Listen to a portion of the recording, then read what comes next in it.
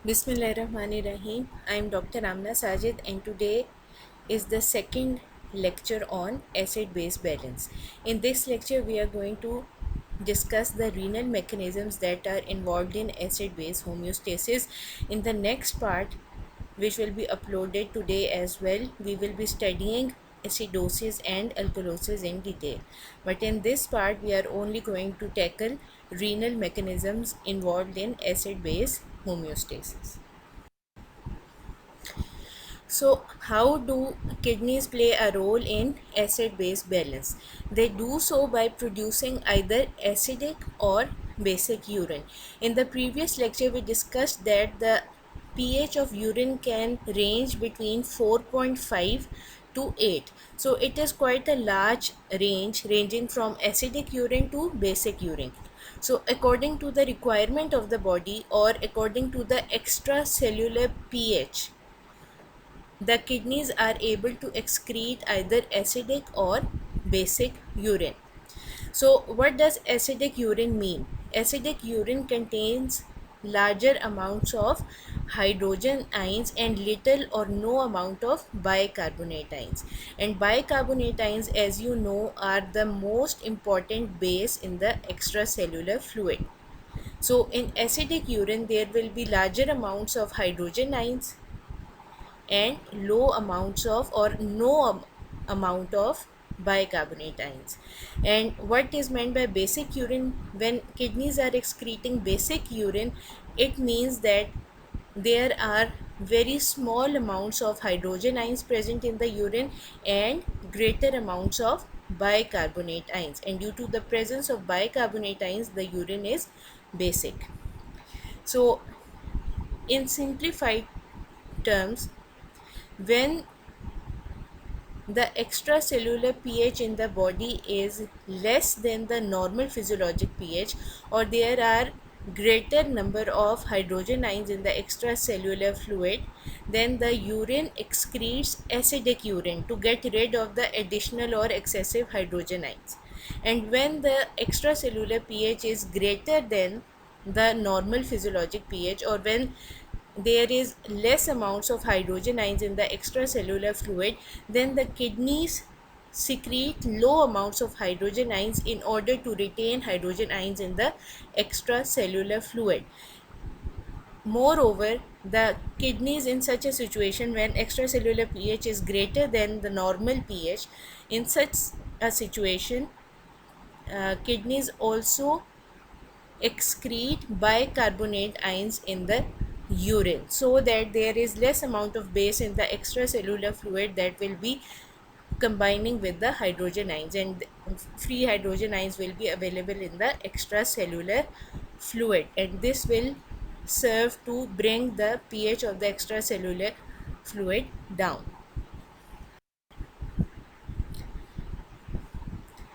Okay, so extracellular pH regulates hydrogen ion secretion and bicarbonate reabsorption and regeneration by the kidneys. So there are two terms mentioned in this slide: secretion and reabsorption, and we will be discussing these terms in details in the upcoming slides. And the second point mentioned in this slide is that in renal tubules, hydrogen ions are titrated against bicarbonate ions. So both these points will inshallah be easier for you to understand in the upcoming slides. So, before moving on to the different renal processes that occur to maintain acid base homeostasis, you should know about the functional unit of kidneys, which is the nephron. So, this slide shows a nephron, which is the functional unit of kidneys. And what is meant by the functional unit of kidneys? It means that any function or any process that is attributed to kidneys, that process is taking place in each nephron of the kidney. So multiple nephrons come together in order to form the kidneys, and each nephron is performing all the functions and all the processes that are attributed to kidneys. So right now you only need to remember the different parts of this nephron. It is starting from here and ending here, and you will be studying the detailed anatomy and physiology of this nephron when you will be studying the renal system. Right now you just have to remember the different parts of the nephron as it is relevant to today's lecture. So the first part of the nephron is known as the Bowman's capsule, and it is a cup-shaped structure inside of which are present glomerular capillaries. So this is a bunch of capillaries known as the glomerulus, which is present inside the Bowman's capsule, and this cup-shaped structure is known as the Bowman's capsule, which is the first part of the nephron. So as we move from the Bowman's capsule, we come to the second part of the nephron known as the proximal convoluted tubule. Proximal means the early part of the nephron, and convoluted means convolutions or twists are present in this part of the nephron. So this part of the tubule, of the renal tubule, is twisted, so that is why we call it convoluted tubules. So as we move downwards, this is known as the descending loop of Henle. This is known as the loop of Henle. This loop is called the loop of Henle, and this is the descending loop, limb of loop of Henle, and this is the ascending limb of loop of Henle. So the renal tublet is going to move from the Bowman's capsule to the proximal convoluted tubule, then to the descending limb of loop of Henle. This is the loop of Henle. This is the ascending limb of loop of Henle, and then it is going to enter into the distal convoluted tubules, and the renal tubular fluid is then going to reach the collecting ducts, which is the last part of the nephron, and collecting ducts from different nephrons are going to empty here. So I am going to repeat once again. The first part of the nephron is called the Bowman's capsule, and on the inside of the Bowman's capsule, glomerulus is present, and glomerulus is a bunch of capillaries. Then we come to the proximal convoluted tubules, then the descending limb of loop of Henle. This is the loop of Henle. Ascending limb of loop of Henle. This is the distal convoluted tubule, and lastly we get the collecting duct. Okay, so with the help of this slide, I am also going to explain the two terms reabsorption and secretion. So this glomerulus, it is basic. So this is the first part of the nephron called Bowman's capsule, and inside is the glomerulus. So when blood enters this bunch of capillaries called the glomerulus, blood enters with a high pressure, and any substance that can move freely across the membranes, that substance leaves the blood, enters the tubular cells, and then enters the tubular fluid and becomes part of the tubular fluid, and this process is known as glomerular filtration. So any substance which can move freely across different membranes, that substance leaves the glomerular blood, enters the tubular cells, and then ultimately enters into the tubular fluid, and this process is known as glomerular filtration. So what is meant by reabsorption?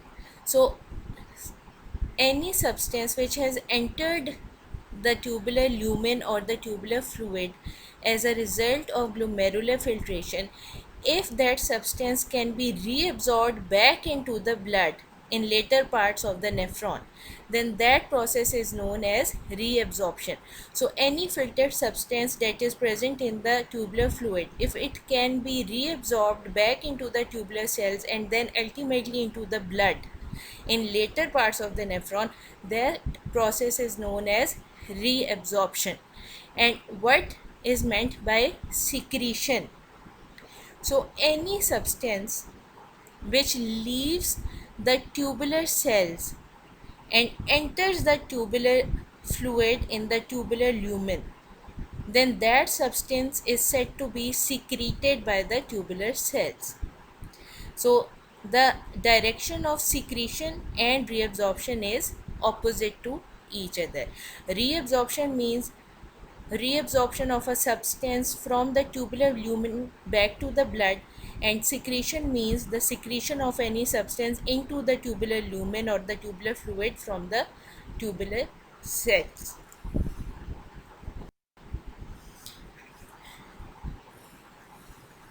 So now in this slide we are going to discuss the hydrogen secretion and bicarbonate reabsorption in the proximal or early parts of the nephron.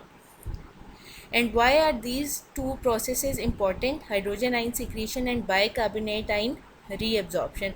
Because in this way the tubular cells are going to regulate whether an acidic urine is excreted or a basic urine is excreted by the process of hydrogen ion secretion and bicarbonate ion reabsorption.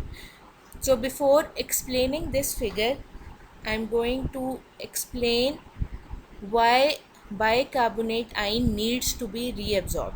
As we discussed in the previous slide, certain substances which are able to move freely at the level of Bowman's capsule, they are filtered into the tubular lumen, and bicarbonate ion is one such ion which at the level of the Bowman's capsule and at the level of the glomerular capillaries, it leaves the blood and enters the tubular lumen. So this bicarbonate ion, as you know, is a very important extracellular base, and it needs to be reabsorbed into the blood where it is going to act as a base and going to combine with hydrogen ions. Otherwise, if bicarbonate ions is lost as such in the urine, then this will result in severe acid base disturbances inside the body, as the extracellular fluid will lack bicarbonate ions and there will be an excess of hydrogen ions resulting in acidosis. And acidosis means fall of extracellular fluid pH below the normal range. So the bicarbonate ion that was filtered at the level of the Bowman's capsule, it needs to be reabsorbed back into the blood in later parts of the nephron. So this slide is basically showing the reabsorption of bicarbonate ion at the level of proximal convoluted tubule and other proximal parts of the nephron. So the two main things you need to remember about this process is that, first of all, this bicarbonate is going to be reabsorbed only when one hydrogen ion is secreted into the tubular lumen. So in this way these two processes are coupled. Bicarbonate ion is going to be reabsorbed from the tubular lumen back into the blood only when one hydrogen ion is secreted by the tubular cells into the tubular lumen. If this hydrogen ion secretion does not occur, then bicarbonate ion, which is already present inside the tubular lumen, it cannot be reabsorbed back into the blood. And the second thing that you need to remember about this process is that this hydrogen ion is being secreted as part of a counter transport, which is an example of secondary active transport. So this hydrogen ion is being secreted into the tubular lumen. At the same time, one sodium ion is being moved towards the interior of the tubular cell. So this is an example of counter transport and also secondary active transport, because sodium ion is moving along its concentration gradient, and this movement of sodium ions along its concentration gradient is basically driving the movement of hydrogen ions into the tubular lumen. So this hydrogen ion secretion, energy for this hydrogen ion secretion is being provided by the downhill movement of sodium ions. That is why it is an example of secondary active transport. And sodium ion is moving in one direction and hydrogen ion is moving in the opposite direction. That is why we say that it is an example of counter transport. So I am going to revise once again the two most important points about this process. First of all, the filtered bicarbonate ion is going to be reabsorbed back into the blood only when hydrogen ion is secreted into the tubular lumen. That is why we say that bicarbonate ions are being titrated against hydrogen ions, or we can also say that hydrogen ions are being titrated against bicarbonate ions in the renal tubules, which means that one bicarbonate ion reabsorbed is equal to one hydrogen ion being secreted. Second point to remember is that this hydrogen ion secretion is occurring due to the downhill movement of sodium ions from the tubular lumen into the tubular cells, and this downhill movement along the concentration gradient is providing the energy for hydrogen ion secretion into the tubular lumen. I hope these two concepts are clear. Now we are going to see what actually is happening in this diagram. So this is the renal interstitial fluid, which is equivalent to the blood. So whatever ions are present in the interstitial fluid, all those substances and ions etc. are also going to be present in the blood. So the composition of the blood and the interstitial fluid is the same. That is why instead of blood we can also write interstitial fluid. These are the tubular cells that are basically lining together to form the nephron, the tubules of the nephron, and this is the tubular lumen.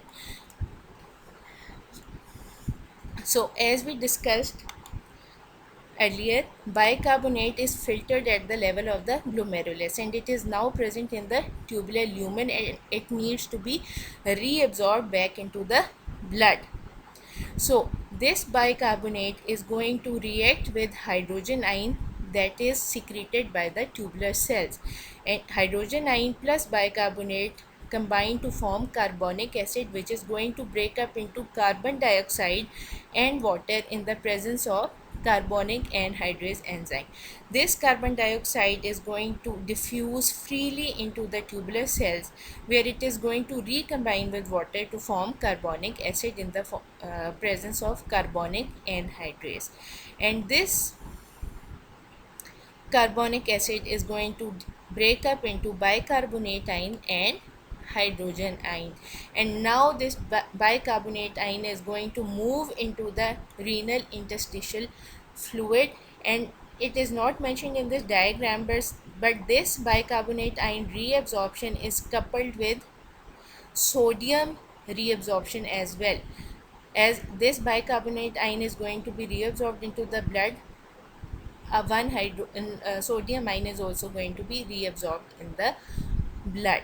So the bicarbonate ion that was already present in the tubular lumen, it has undergone all these processes and has ultimately been reabsorbed into the blood. And as you can see, this is not the same bicarbonate ion, because this bicarbonate ion contributed to formation of H2CO3 after combining with the secreted hydrogen ion, and that H2CO3 broke up into carbon dioxide recombined with water to form carbonic acid, which dissociated to form bicarbonate ion, which was reabsorbed.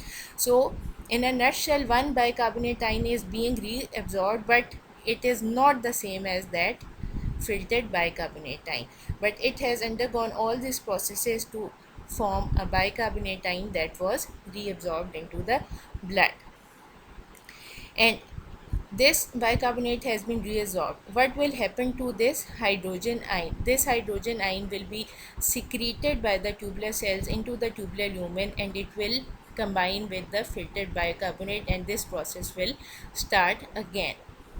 So I hope you have understood how one hydrogen ion is secreted and one bicarbonate ion is reabsorbed as a result of hydrogen ion secretion.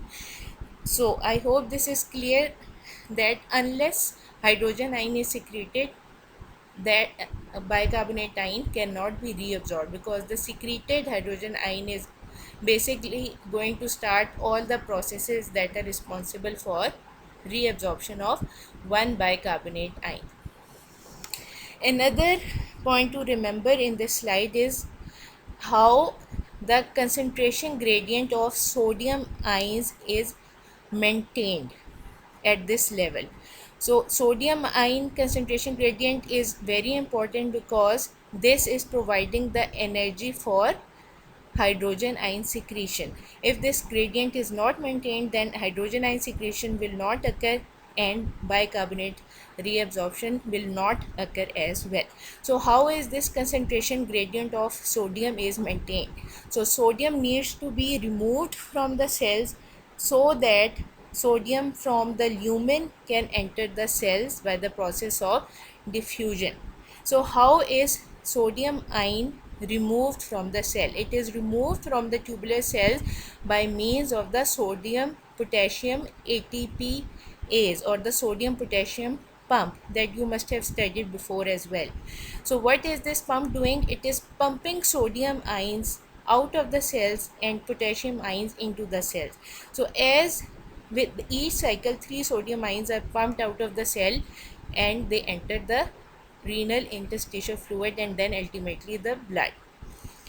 So as a result of the activity of this pump, sodium potassium pump, sodium ions are being removed from the cells and sodium ion concentration inside the cell is decreasing, due to which sodium ions from the tubular lumen can enter the cells along their concentration gradient, and this movement along the concentration gradient is providing the energy for hydrogen ion secretion. So this process that we have discussed here about the hydrogen ion secretion and bicarbonate reabsorption, this process is taking place in the proximal parts of the nephron. So this diagram shows the percentage of bicarbonate ion reabsorption that are taking place in different parts of the nephron. As you can see, in the proximal convoluted tubule, more than 80% of bicarbonate ion reabsorption is taking place, and it is taking place by means of processes that we discussed in the previous slide. So maximum amount of filtered bicarbonate is reabsorbed in the proximal parts of the nephron. So this slide shows the different processes which are involved in bicarbonate ion reabsorption in the distal parts of the nephron.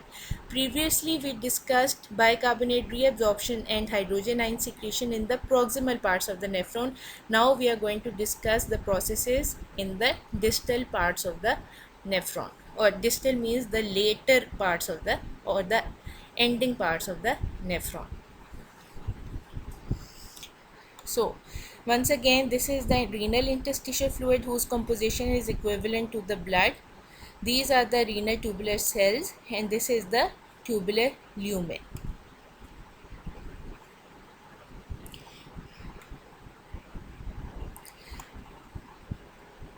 So there are some differences between the distal parts of the nephron and the processes occurring in the proximal parts of the nephron.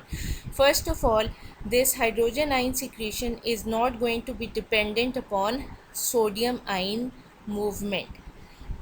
In the proximal parts of the nephron, hydrogen ion secretion was dependent upon the movement of sodium ions into the tubular cells, and it was an example of secondary active transport. But in the distal parts of the nephron, hydrogen ions are going to be secreted by primary active transport, and by primary active transport I mean that an ATPase is going to move hydrogen ions from the tubular cells into the tubular lumen, and the energy required for this movement is going to be provided by the breakdown of ATP molecule. And hydrogen ion secretion occurs by hydrogen ATPase and also by hydrogen potassium ATPase, which is not shown in this diagram. And hydrogen potassium ATPase also pumps hydrogen ions out of the tubular cells and into the tubular lumen, along with the movement of potassium ions into the tubular cells. And the movement of these two ions is energetically possible because of the breakdown of ATP molecule by the ATPase. So, in distal parts of the nephron, hydrogen ion secretion is basically an example of primary active transport, where the energy for the transport of hydrogen ions is being provided by breakdown of ATP. So,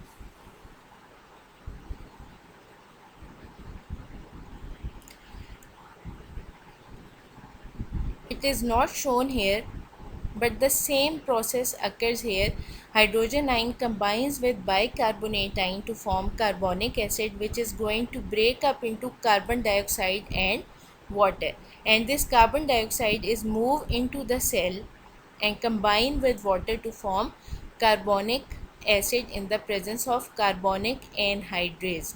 And that carbonic acid is going to dissociate into bicarbonate ion and hydrogen ion. This hydrogen ion is going to be secreted into the tubular lumen, and this hydrogen will again combine with bicarbonate ion to form carbonic acid.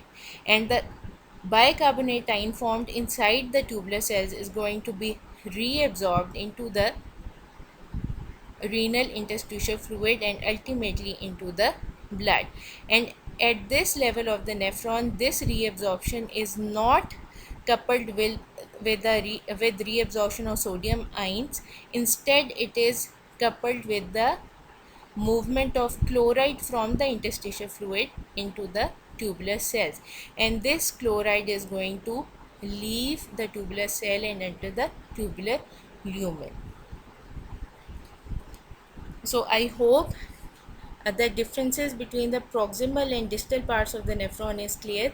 In the proximal parts of the nephron, hydrogen ion secretion was an example of secondary active transport, and it was coupled with movement of sodium ions. But in the distal parts of the nephron, hydrogen ion secretion is an example of primary active transport. And in the proximal parts, bicarbonate ion reabsorption was coupled with sodium ion reabsorption.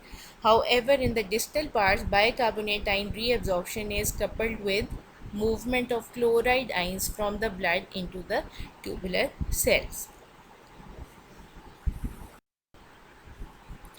So what happens when all the filtered bicarbonate ion has been reabsorbed into the blood? So now hydrogen ions are going to be secreted, but they are not going to be buffered by the bicarbonate ion present in the tubular lumen. Instead, they are going to be buffered by additional bases that are present in the tubular lumen, and the most important of these bases are HPO4 2 negative ions, which are a part of phosphate buffer system, and hydrogen ions are also going to be buffered by ammonia. So first of all, we are going to discuss the phosphate buffer system. As you know, we discussed in the previous lecture that phosphate buffer system is a very important intracellular buffer system, but additionally it also comes into play in the renal tubular cells. So how is it important in renal tubular fluid? Because the base of this system, which is HPO4 2 negative ions, it is going to combine with secreted hydrogen ions, and in this way these secreted hydrogen ions are going to become part of the urine and excreted in the urine after combining with the base of the phosphate buffer system. So let me explain this diagram. This is the renal interstitial fluid. These are the tubular cells and this is the tubular lumen. And now inside the tubular lumen there is no bicarbonate present because all the filtered bicarbonate has been reabsorbed into the blood by the processes that we discussed in the previous slides. Bicarbonate reabsorption mostly occurs in the proximal parts of the nephron, but some of it also occurs in the distal parts of the nephron. And the processes in the proximal and distal parts of the nephron for bicarbonate reabsorption, they are slightly different. And we discussed those differences as well. Now we are going to discuss what happens when all the filtered bicarbonate is reabsorbed. So now there is no bicarbonate ion to combine with this secreted hydrogen. So what happens? This secreted hydrogen ion is going to combine with other bases such as HPO4 negative, which here is present in combined form with sodium, forming NaHPO4 negative. So hydrogen is going to combine with NaHPO4 negative and going to form NaH2PO4 and is going to be excreted in the urine.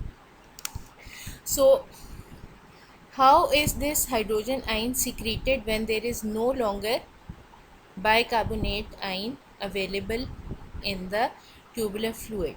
So carbon dioxide, which can diffuse from outside the cell or which is formed as a result of cellular respiration. So carbon dioxide is always available inside the tubular cells. It can come from outside the cell or it can be present inside the cell as a byproduct of cellular respiration.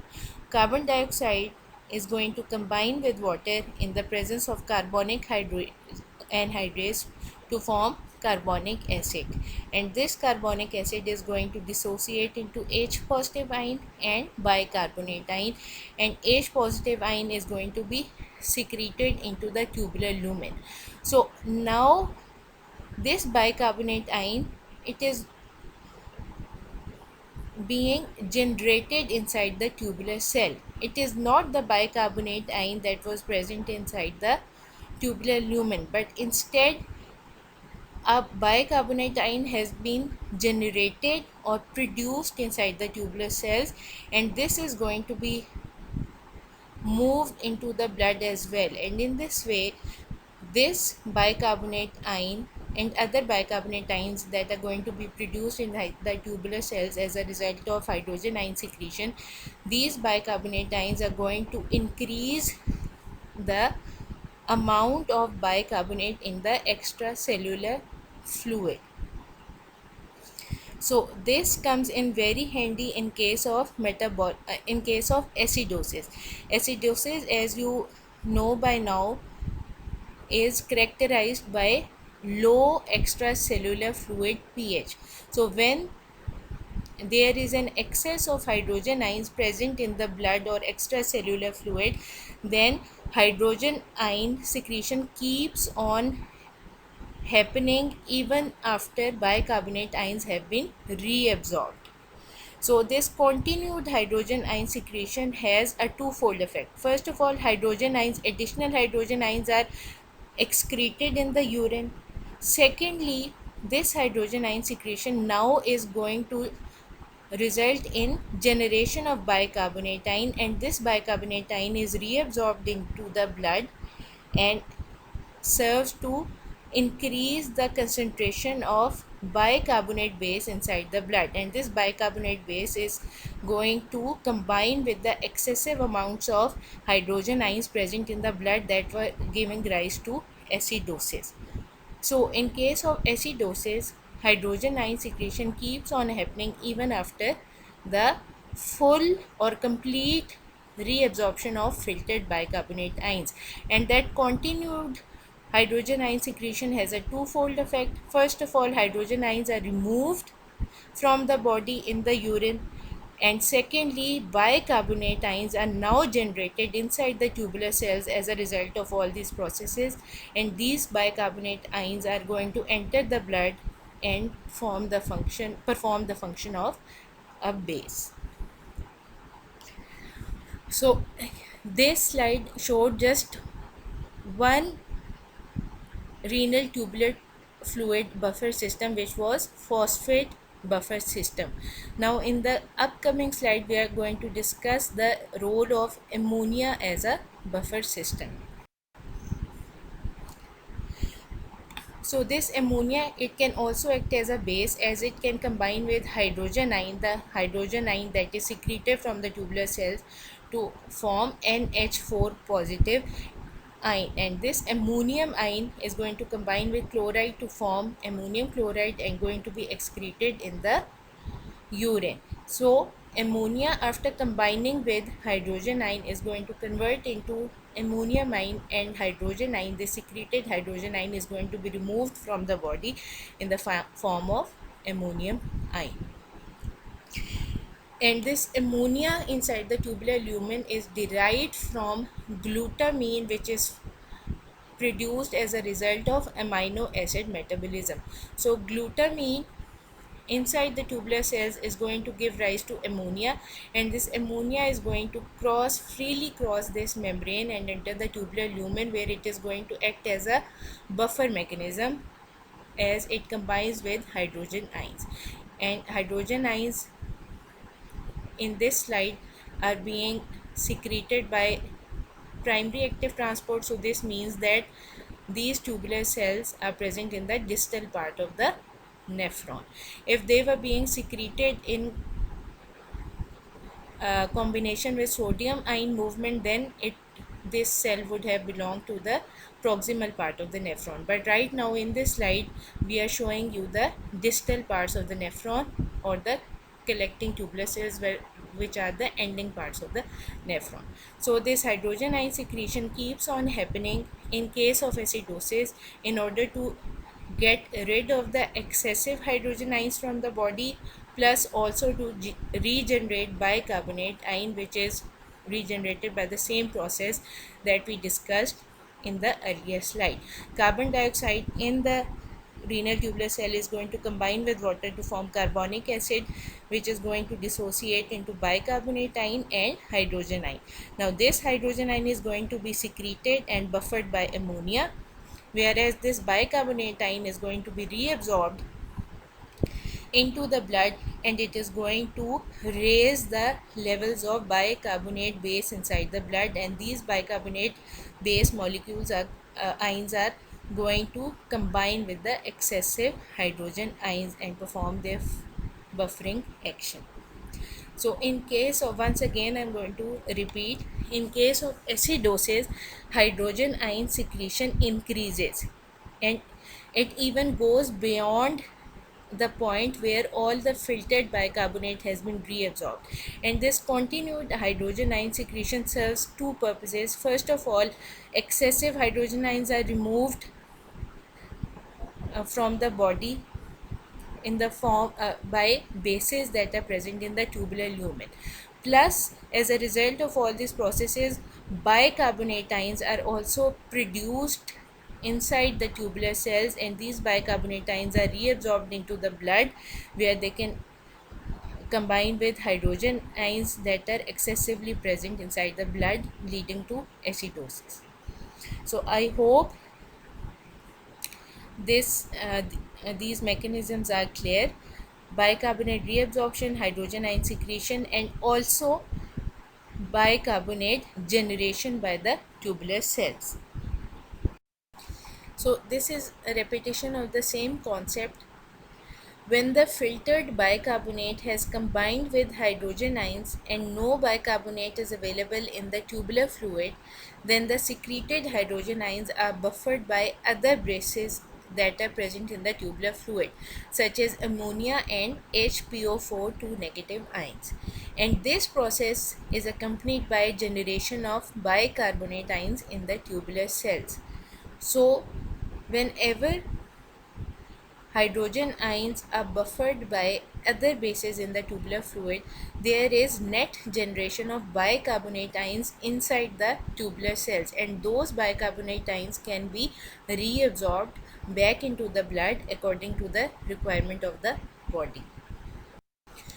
So now I am going to summarize the role of kidneys in acidosis. Acidosis is characterized by low extracellular fluid pH or pH less than the normal physiologic range, that is 7.35.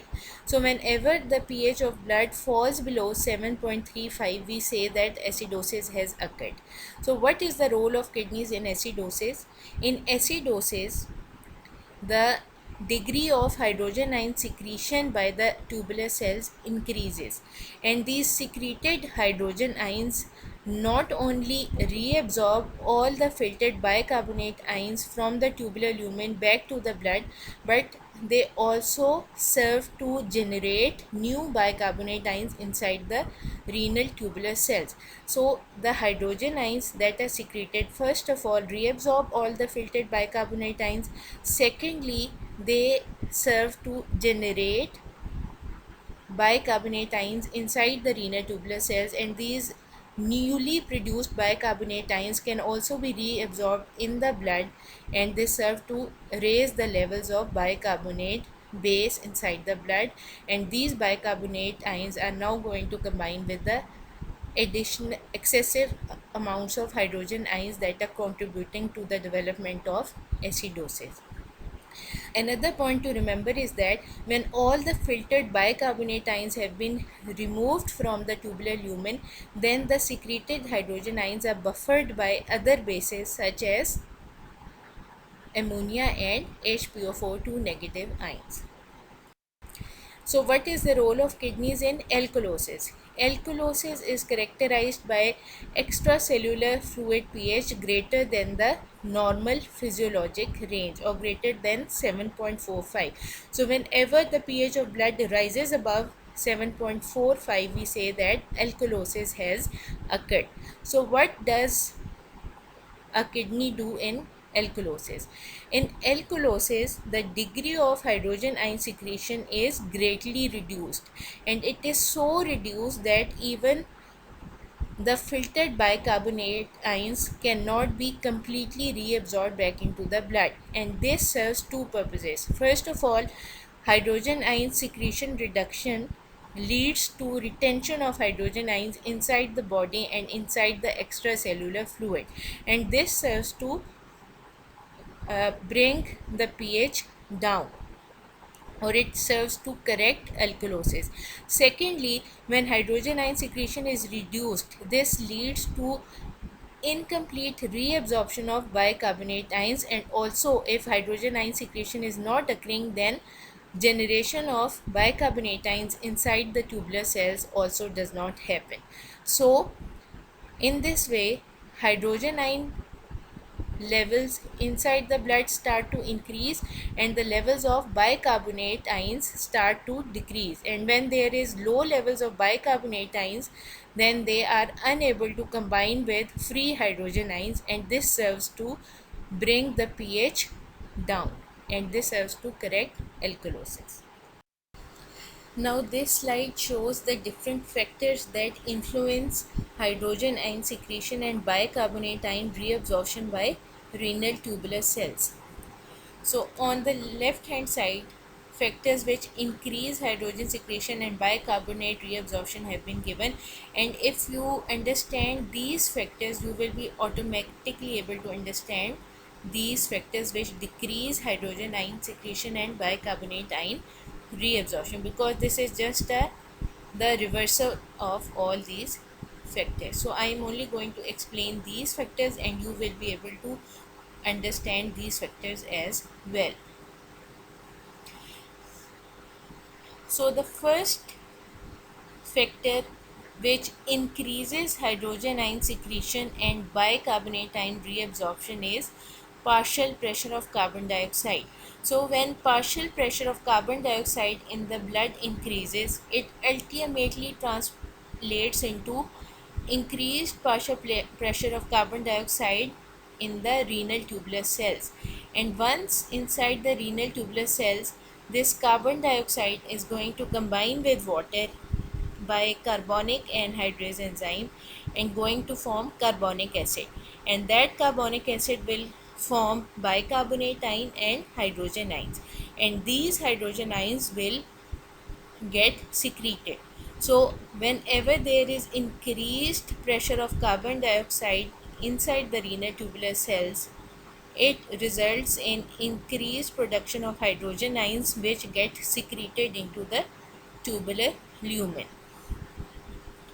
Thus, and when hydrogen ions are secreted into the tubular lumen, this process is coupled by bicarbonate reabsorption from the tubular lumen. So, the second factor which influences hydrogen ion secretion and bicarbonate reabsorption is the hydrogen ion concentration in the blood. So, whenever hydrogen ion concentration in the blood increases, this results in increased hydrogen ion secretion by the renal tubular cells. So, hydrogen ion increase inside the blood is a direct stimulator of hydrogen ion secretion by the renal tubular cells, and this hydrogen ion secretion is coupled with bicarbonate ion reabsorption. Similarly, if bicarbonate ions concentration reduces in the blood, then this also stimulates hydrogen ion secretion by the renal tubular cells, and when hydrogen ions are secreted by the tubular cells, this is coupled with bicarbonate reabsorption. So decrease in pH of blood or decrease in bicarbonate levels inside the blood, they both stimulate hydrogen ion secretion and bicarbonate reabsorption by the tubular cells. So the third factor is decrease in extracellular fluid volume. So whenever the volume of blood or the volume of extracellular fluid decreases, then this is accompanied by increased sodium ion reabsorption by the renal tubular cells. And as you can remember, in the renal tubular cells, in the proximal parts of the nephron, sodium ion reabsorption was basically providing the energy for hydrogen ion secretion. So whenever sodium ion reabsorption increases as a result of decrease in blood fluid volume, then this also results in an increase in hydrogen ion secretion and bicarbonate reabsorption, because in the early parts of the nephron where most of the bicarbonate reabsorption is taking place, in those parts of the nephron, sodium reabsorption is providing the energy for hydrogen secretion and then ultimately bicarbonate reabsorption. So angiotensin 2, what does angiotensin 2 do? Angiotensin 2, uh, you will learn later about this hormone in physiology and biochemistry as well, but right now you just need to remember that angiotensin 2 also has a direct effect on hydrogen ion secretion. So whenever the levels of angiotensin 2 increase, they cause increased hydrogen ion secretion by the renal tubular cells, and this increased hydrogen ion secretion is coupled with increased bicarbonate reabsorption from the tubular fluid. So aldosterone, what is aldosterone? It is another hormone, and it also increases hydrogen ion secretion by the renal tubular cells, and excessive production of aldosterone occurs by the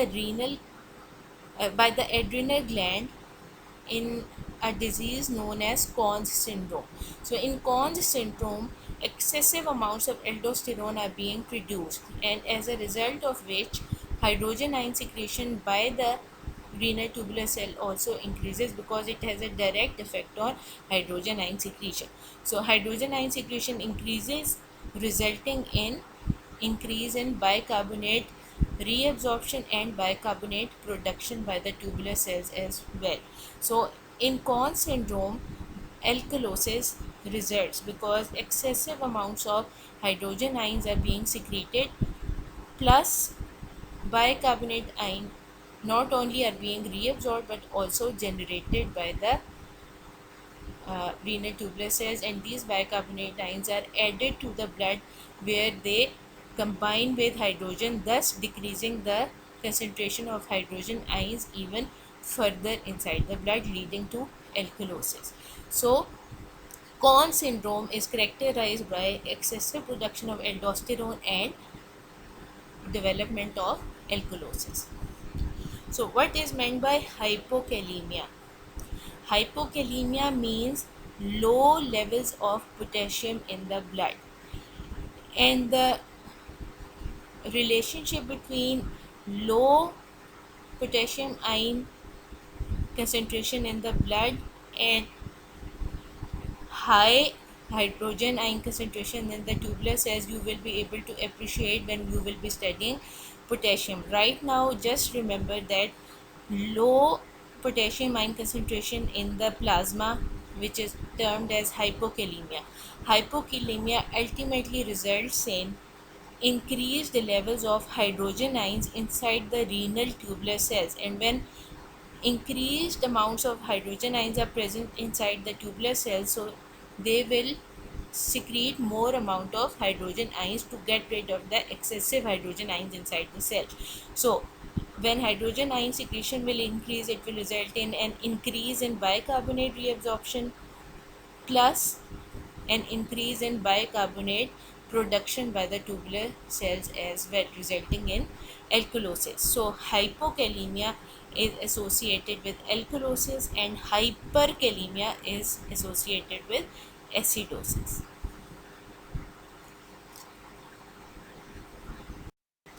So, this was all about the renal mechanisms that are involved in acid base homeostasis. If you have any query, you can mail me. Uh, Best of luck from my side. Thank you.